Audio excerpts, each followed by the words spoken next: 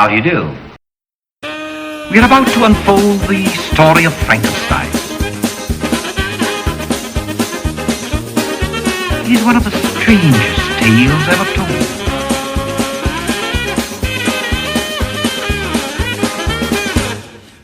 I think it will thrill you.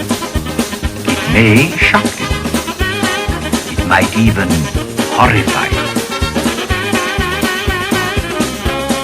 Well, we've warned you. You have been warned. Welcome back to Frankenstein Minute, the podcast where we dissect the Universal Frankenstein films minute by minute. I'm Bill Evenson. And I'm Tom Lang, and we are now at the hilarious minute 55. Henry Victor. Is this undercranked? No, it should have been, though. It was probably better if it was. Maybe a little bit. Yeah. Victor, Henry, and Hyde the butler. Is that who that is? Yeah. Okay. Dash about the house looking for the monster whose off-screen growls pinpoint exactly where he is. That's right. That's right. There's no doubt. No. Well, as I speculated last week, the monster is upstairs. Okay. That we'll see if this makes any sense. I don't think it does. Go for it. So I think we're going to have to talk about what happens in this minute, and by the end of it, maybe I'll have forgotten about my theory. All right. Okay, so it's a weird search because they split up. They immediately split up. It's a great way to do a search. It is. Victor goes screen left. Yes. Or stage left. Stage left. And Henry goes stage right. And immediately goes and looks behind like a grandfather clock. He like moves something out of the way. It's like that's it. I know where he is. That was the main note yeah. I had And then they join back together and they all run into like a broom closet. Yeah. But in the meantime, you get to see this whole set. upstairs. It's a great set. It's very elaborately decorated. Yeah. You know, it's made up. There's like bales of hay.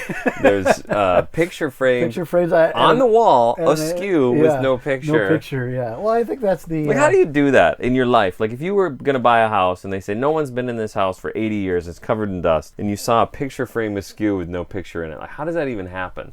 Do you hang just a frame and then decide later where you're going to put it? Well, it's clearly it's a storage room because there's, brooms. That's true. And Why is it hanging? boxes. Is that where they hang their frames? Somewhere to put it. I guess that makes sense. It's out of the way. It's got a little hook on it. There's a hook. There you go. I guess that makes hang sense. it up there.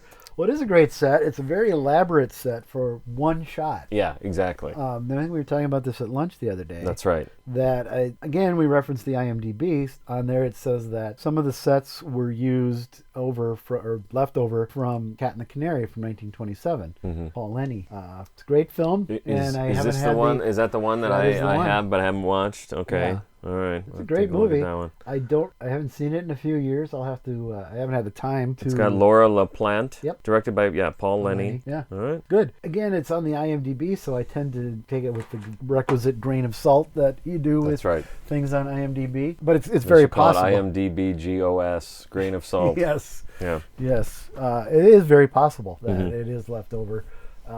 And some of the little adjunct rooms that they go into have some kind of odd angles to them.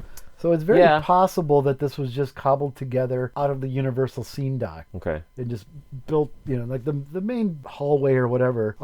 It's cool. There's different angles. It fits the architecture of the floor below it. Yeah, I agree.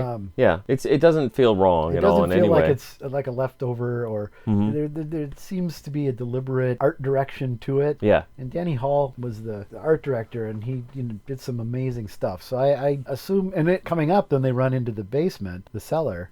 And there again, it's a huge set that only appears in one shot. Yeah, exactly. Well, it's odd too. Okay, so they all crowd into the broom closet. Yeah. And then there's another growl. And then Henry says it's in the cellar, which seems preposterous again. Yes. So he's just off when he says he's upstairs. Yeah. But then he insists he's not even downstairs. He's down two floors now. That makes perfect sense. Yeah. I guess the only thing I would say is I thought I heard him upstairs. We went upstairs. Well, he's definitely not up here, and I can tell he's downstairs. Yeah.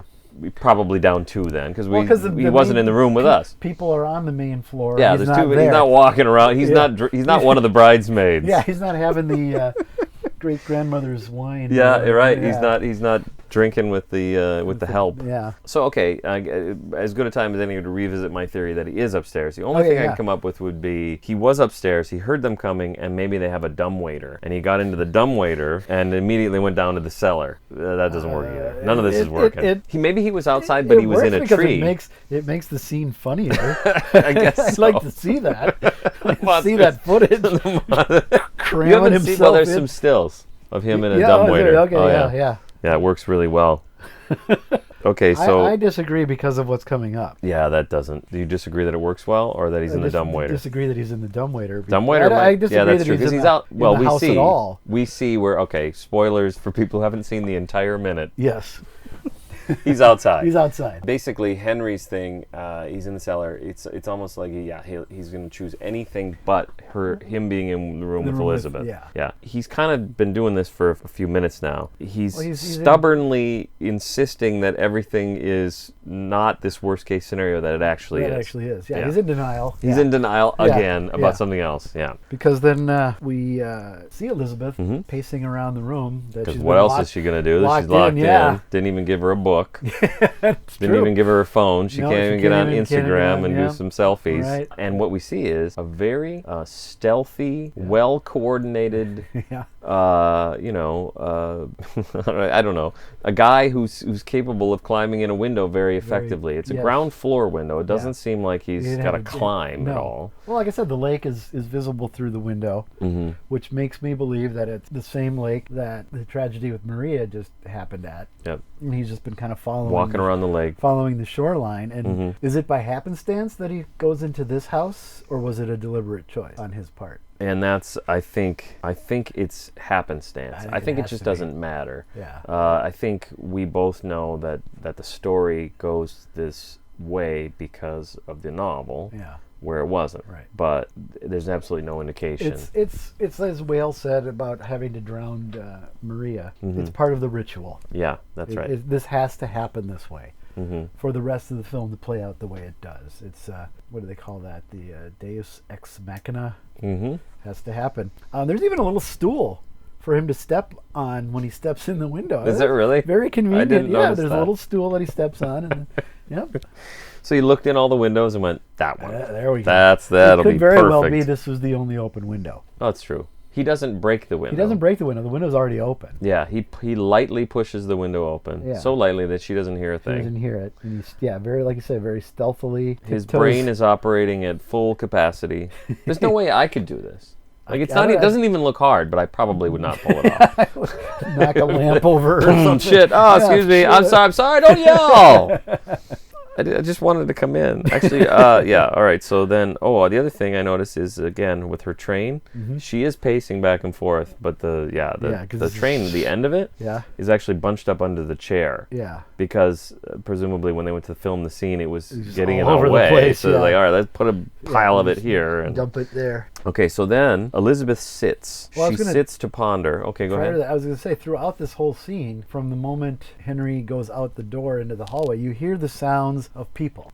It's not there when the two of them are talking in the room, but you hear the guests in the house when they're in the hallway and running up and down the stairs. When she's in the room, you hear outside the sounds of the villagers celebrating. It's a very sophisticated use for 1931. Yeah. Of a soundtrack. I hadn't thought about it. Yeah, even. you don't. You don't get really, used to it. Yeah, but I noticed that. Is it because he pushed that window open, yeah, or is it just I think, okay? Yeah. She maybe would notice that a window came open. You would probably be like, "Why can I hear them now?" But you might not if you're a little bit loopy and you are concerned about something awful that happening. You can't put your finger on. Yeah, whatever is going on with Elizabeth. That is interesting. So then, the monster comes in. She sits off slightly stage left, right? Yeah. All right, stage left. And the monster approaches, and this is played up to great effect. He's really creepy looking. Yep.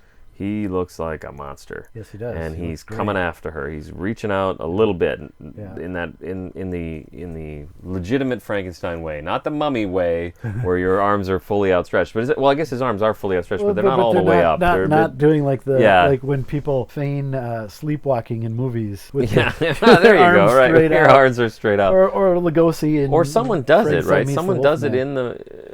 Obviously he does that. Good point. He does it in Frankenstein Meets the Wolfman, but someone also imitates the monster in. It's Costello. Yeah. Costello does Frankenstein that way, as if that's what Frankenstein does. Right. And that's not what he does. No. He does this where his arms are fully outstretched. Presumably there's an indication or a thought behind that maybe there's some rigor mortis that he's got to get over. Right. He's not entirely... Not as limber as one might... But he can get in that window, boy. He climbs in that window like nobody's business. Yeah. I can barely go through a door that guy. There you go.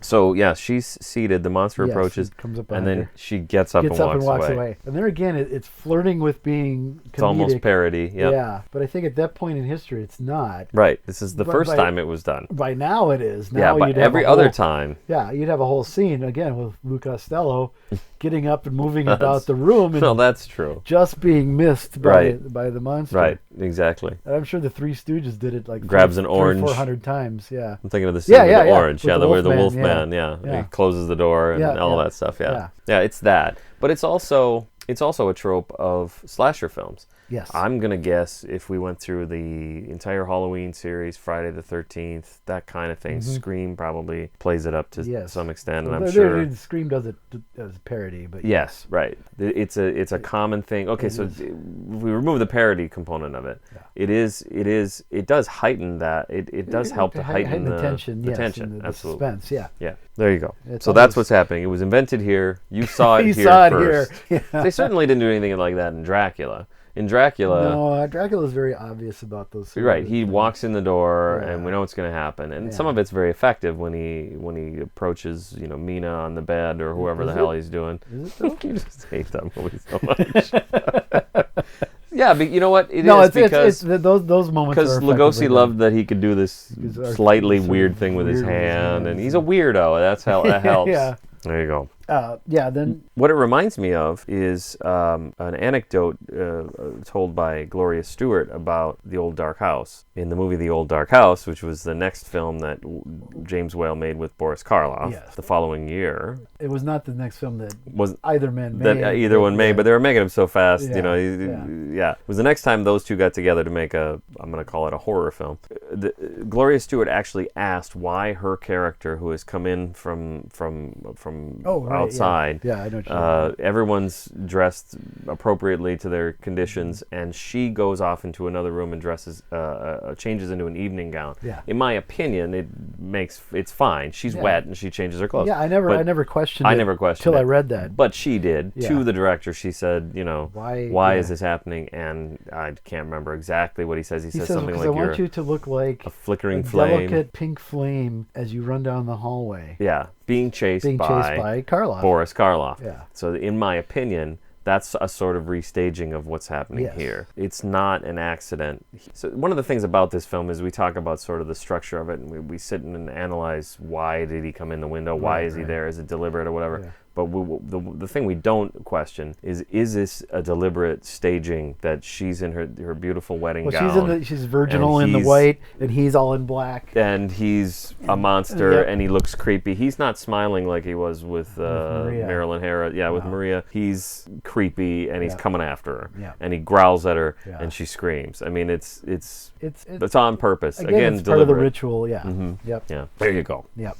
And the other anecdote, I guess, that would be, I don't know if this is the right time to tell it, isn't this the scene? Mae Clark? Yeah, where Mae Clark... Well, she was afraid of what he looked like, If she saw him in the makeup, she was like, I think I'm going to break down in genuine hysterics because you're scary looking. Yes. And he's like, I'll tell you what, I'll wiggle my up-camera pinky, then you'll know it's just Boris in a costume. Yeah. And apparently that was enough to get her through the scene.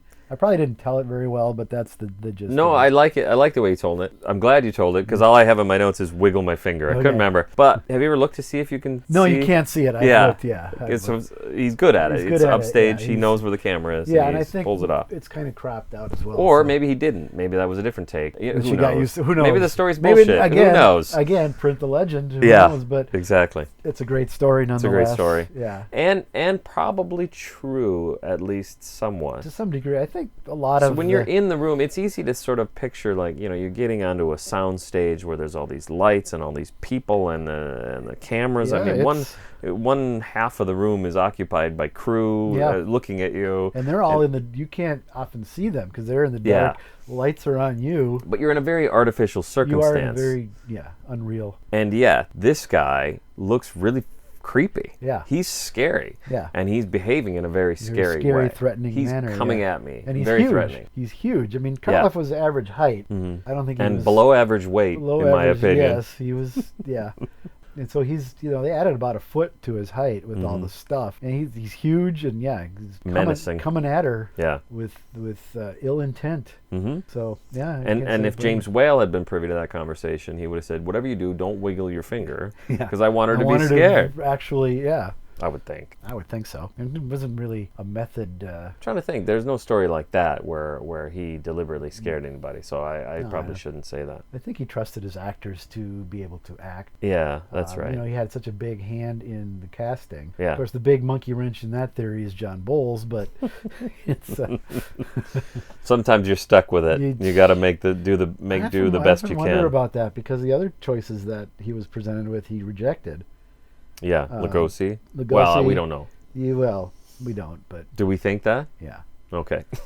No, I think he had... I just asked you what we think. This podcast has really gone to my head. We think that Whale had no interest in working with Lugosi. Yeah. Wasn't Can you imagine this scene with Lugosi? Huh? Can you imagine this scene with Lugosi? I guess we already talked about it. He's effective, in my opinion, in the similar scene in Dracula. Yeah. Except it's a completely different dynamic. She's actually asleep. She's actually asleep. Yeah. So it's not too terribly hard to be threatening in that situation. Who else could pull this off? I don't think anybody that this role or this scene. This scene. So I think Lon Chaney Jr. would be a joke. There's no way he'd get in that window. No. Yeah.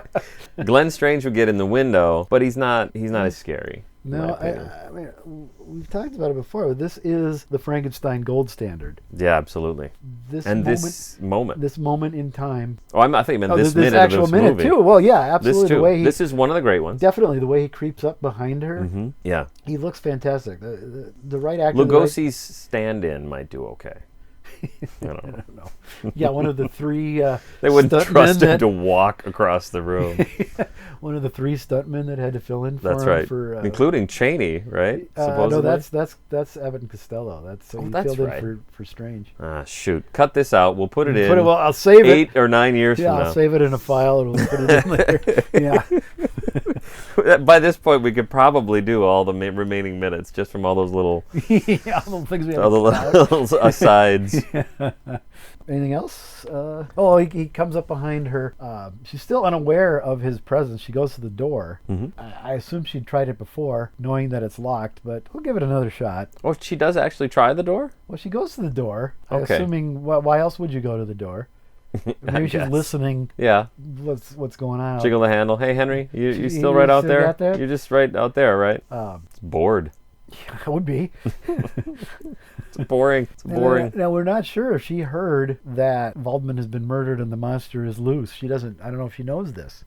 Good point. Yeah, she knows something about Waldman. Henry shut the door and shoved her in there before that's discussed. What a dink. Just what a dink. I can't tell you the last time I heard that one. Yeah, that's good. It should be used here. It should. Yes, he is a dink. He's being a dink to her.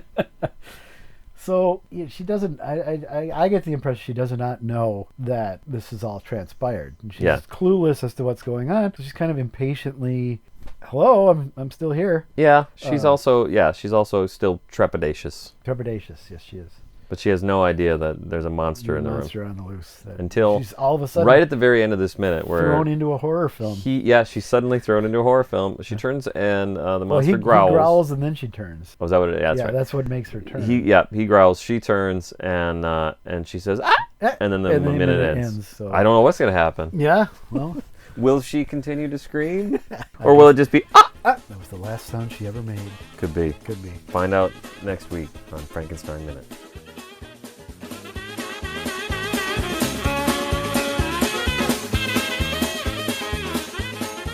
Belong